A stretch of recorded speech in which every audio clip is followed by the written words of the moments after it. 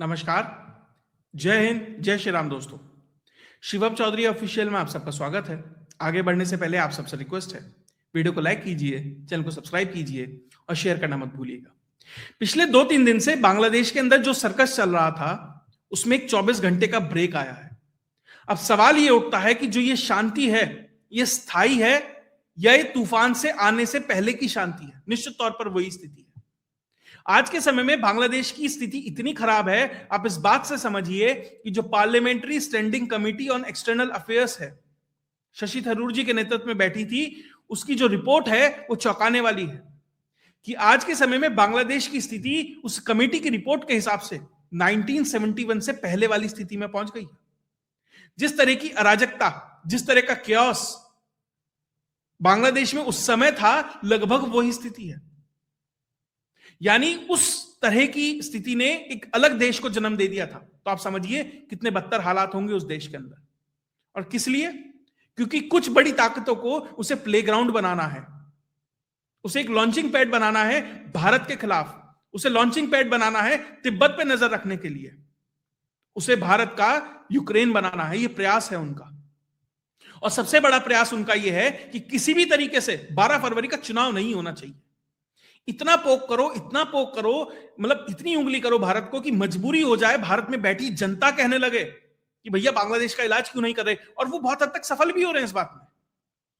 भारत में बैठा हुआ एक बड़ा नेशनलिस्ट वर्ग, और मैं उनकी बात से बिल्कुल सहमत हूं, कोई गलत नहीं है, 100 नहीं 110% वो सही है कि भारत को बांग्लादेश का इलाज करना चाहिए। लेकिन सवाल ये उठता है कि कब। समय का चयन बहुत महत्वपूर्ण है। अजीत डोभाल जी की एक वीडियो वायरल हो रही है, अभी दिखाऊंगा कि एक गलती कितनी भारी पड़ सकती है। बांग्लादेश का इलाज होना चाहिए निश्चित तौर पर, लेकिन वो इंजेक्शन किस जगह लगे और कब लगे, ये उतना ही महत्वपूर्ण है। लेकिन फिलहाल जो उस्मान हैदी है, जिसकी मृत्यु हो गई, जिसके बाद ये सारा का सारा कार्यक्रम चला, और वो कोई ऐसा नहीं था कि भारत ने उसकी हत्या करी है, कुछ नहीं, इंटरनल सैबोटाज है। क्योंकि वो व्यक्ति स्टेज पे खड़े होकर सबको लपेटता था। वो यूनेस्को को भी गाली देता था, वो एनसीपी वालों को भी गाली देता था, वो बीएनपी को भी गाली देता था, वो अमेरिका को भी कहता था। वो ये कहता था भैया मैं तो झंडा बरदार हूं, मैं तो मशाल लेके आगे निकला हूं।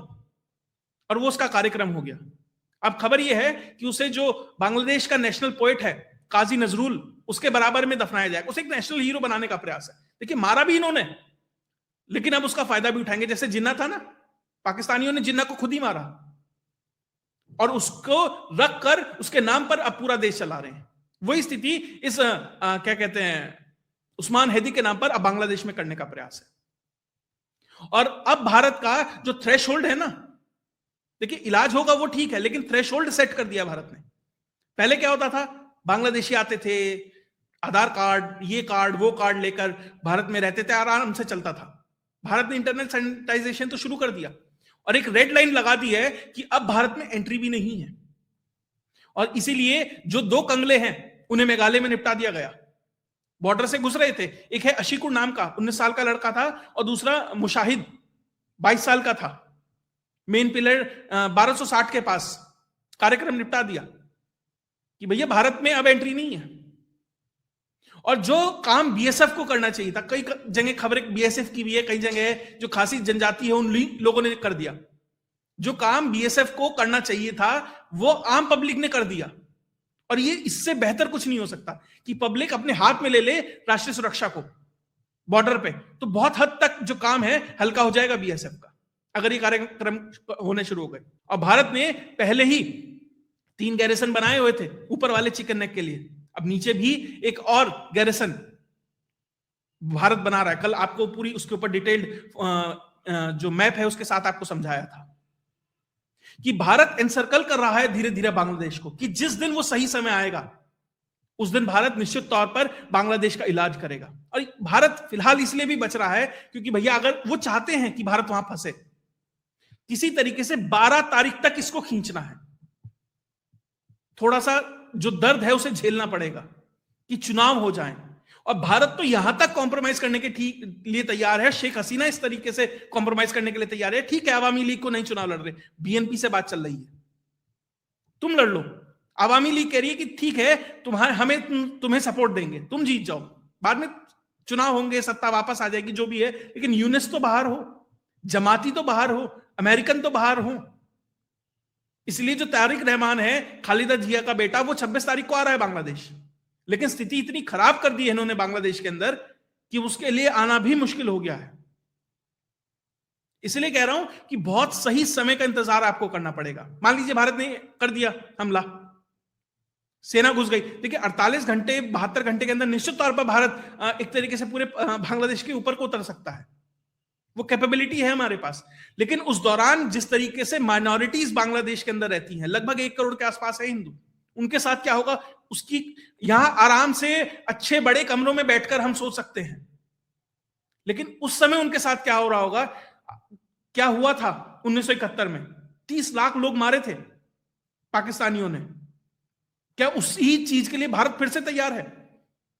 क्या जो नेशनलिस्ट बैठे हैं कि भैया हमला कर दो, ये कर दो, क्या वो लोग वो चीजें ओन करने के लिए तैयार हैं? मैं ये नहीं कह रहा कि बांग्लादेश को सबक मत सिखाओ, उनके ऊपर कुछ मत करो, करो कोवर्टली करो। करा ना इजराइल ने, हिजबुल्लाह की पूरी लीडरशिप निपटा दी, करो ये कार्यक्रम, कोई दिक्कत नहीं है। हार्ड स्टेंस लेना पड़े वो भी लीजिए, लेकिन उससे पहले आपको बहुत कुछ करना पड़ेगा। और एक गलती क्या कर सकती है वो अजीत डोभाल ने बहुत बेहतर तरीके से समझाई है। Hitler not moved into Russia, he had won the Second World War. He did one mistake. He did everything. What I mean is that from his point of view, he did everything right in completely trumpeting over the entire Europe. One mistake, and he did. If Mussolini had not invaded Greece, if Japan had not bombed Pearl Harbor, if the Soviets had not moved into Afghanistan, if Nehru had not neglected the advice of Sardar Patel on Kashmir, and if after the 1970 elections,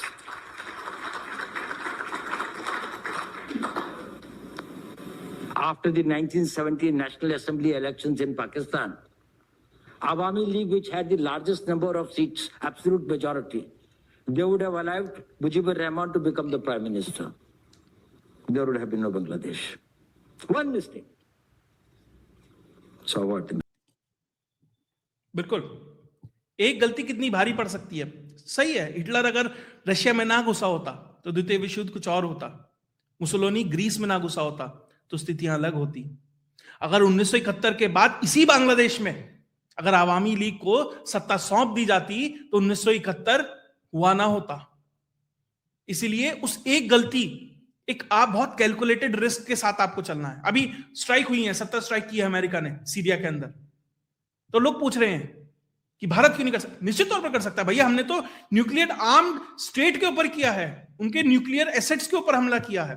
क्या भारत के अंदर वो capability नहीं है? बिल्कुल है, लेकिन सही समय का इंतजार सबसे ज्यादा जरूरी है। पहले नॉन काइनेटिक एक्शंस को आपको इस्तेमाल करना पड़ेगा और उन्हीं ऑप्शंस को तलाशा जा रहा है। और मैंने कहा माइनॉरिटीज पे क्या क्या हो सकता है, एक छोटा सा उदाहरण देता हूं। आपने एक वो हिंदू देखा ना, उसका नाम है दीपू चंद्र दास, जिसकी हत्या कर दी गई, पुलिस स्टेशन में से निकाल के मारा है। और वहां पर जो खड़ी हुई थी ना आर्मी और पुलिस, वो ये कह रही थी बस हमें ये जो अखबार के दफ्तर जलाए ना, बस इनमें से लोगों को निकालने दो, उसके बाद जो तुम्हें कार्यक्रम करना है कर लीजिएगा।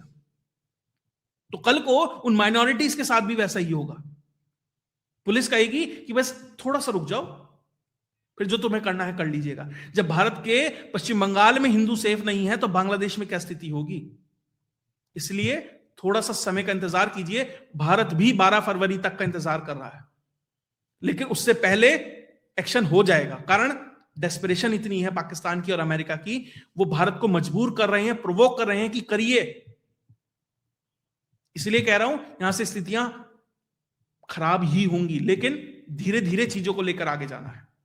और जो ये सब चल रहा है ना, उसमें जितने ये स्टेक होल्डर्स हैं, सगा कोई किसी का नहीं है। हर कोई भारत को, देखिए वो ये स्टैंड लेना चाहता है कि कौन कितना बड़ा दुश्मन है भारत का, अपने आप को उस तरीके से प्रोजेक्ट कर रहा है। हर एक का असली ध्येय यह है कि दूसरे को इक्वेशन से कैसे निकाला जाए। सबसे पहले अवामी लीग निकाल दी, उसके बाद प्रयास यह है कि बीएनपी को निकाला जाए, ताकि खेल में जितने खिलाड़ी कम हो उतना हिस्सा बड़ा आएगा। उसके बाद धीरे धीरे समय के साथ आपको यूनिस भी निकलता नजर आएगा, उसको भी निकाल देंगे। खबर तो यह है कि अगले साल फरवरी के आसपास शायद भाई साहब बेल्जियम जा रहे हैं, क्योंकि ऑलरेडी उन्होंने जो अपना स्टेक्स हैं अलग अलग जगह पे वो बेचने शुरू कर दी हैं। उन्होंने जो ग्रामीण टेलीकॉम है उसकी हिस्सेदारी बेचनी शुरू कर दी है, $3 बिलियन के आसपास है, उसके ऊपर भी एक डिटेल्ड वीडियो बनाई थी। तो ये भाई साहब भी जाते नजर आएंगे। अमेरिका भी बाहर से बैठ के कार्यक्रम करेगा और सारा का सारा मिलाकर ये सब कुछ उन जिहादी इस्लामिस्ट के हाथ में दे दिया जाएगा, ताकि यहां से भारत के लिए एक एंडलेस सिचुएशन क्रिएट की जा सके। इन सब चीजों से भारत को कोप अप करना है। तो स्थिति यहां से अब बद से बदतर होंगी। बस ये देखना ही है कि किस समय किस दवाई किस मात्रा में वो डोज देनी है।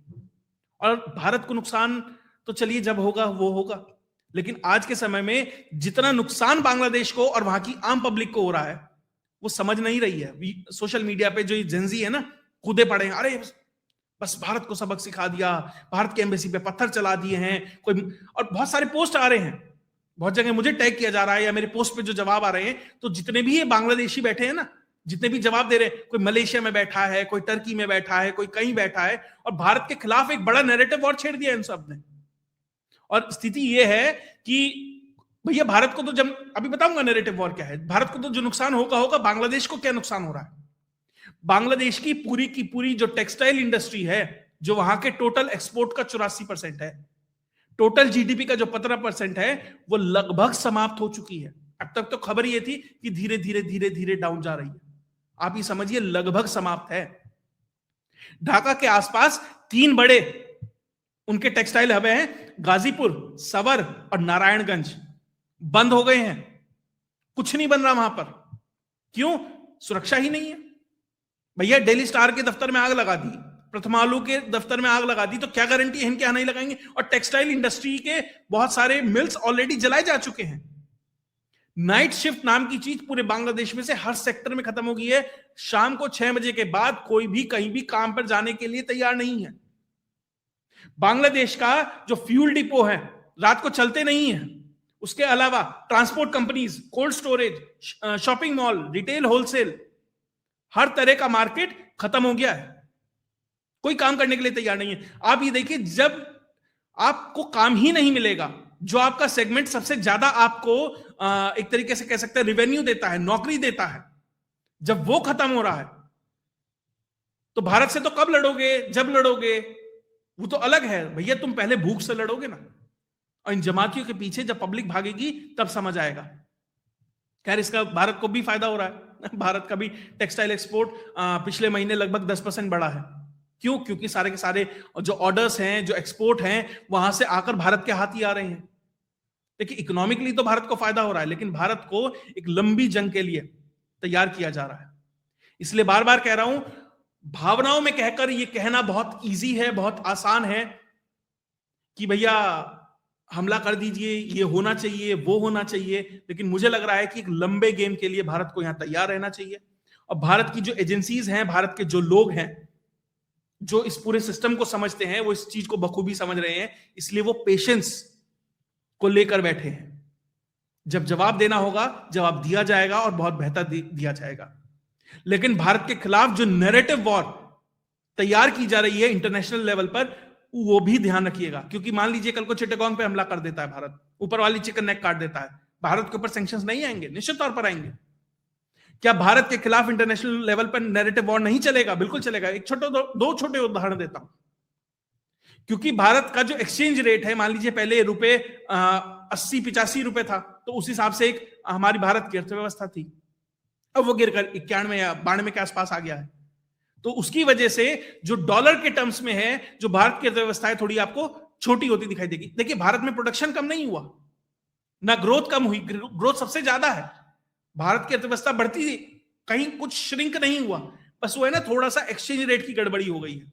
तो अब नैरेटिव क्या चलाया जा रहा है कि भारत चौथी सबसे बड़ी अर्थव्यवस्था से घटकर 5वीं पे आ गया है। भारतीय अर्थव्यवस्था श्रिंक हो रही है। मोदी ने बड़ा, देखिए, भारतीय अर्थव्यवस्था को नुकसान पहुंचा दिया है। मोदी बांग्लादेश को जवाब नहीं दे पा रहा, मोदी पाकिस्तान को जवाब नहीं दे पा रहा। ये नैरेटिव चलेंगे। और नैरेटिव आप ये देखिए, टर्किश मीडिया इस पूरी की पूरी नैरेटिव वॉर में कूद पड़ी है। क्या लिख रही है? What is India's connection in killing of Bangladeshi activist? Bharat का कोई रोल नहीं है, लेकिन इंटरनेशनल लेवल पे दिखाया जा रहा है कि भारत की वजह से सब हो रहा है। तो इसलिए कह रहा हूं कि कई लेयर हैं, जब तक आप उस प्याज की तरह खोलेंगे कि नई आएगी। इसलिए कह रहा हूं जब तक हर लेयर को नहीं समझेंगे, जब तक ये समझ नहीं आएगा असल गेम क्या है, तब तक ये कहना बहुत आसान है हमला कर दीजिए। उससे पहले तो बहुत ऑप्शन है, गंगा वाटर ट्रीटी हम कैंसिल कर रहे हैं, पानी रोक देंगे। इसलिए पेशेंस सबसे महत्वपूर्ण है और उसी को लेकर भारत आगे बढ़ रहा है। निश्चित तौर पर जवाब मिलेगा, लेकिन अभी थोड़े से इंतजार की जरूरत है। इस पे जो भी डेवलपमेंट होते रहेंगे वो आपके साथ लेके आता रहूंगा। अगर आपको वीडियो विश्लेषण अच्छा लगा तो वीडियो को लाइक कीजिए, चैनल को सब्सक्राइब कीजिए और शेयर करना मत भूलिएगा। जय हिंद, जय भारत।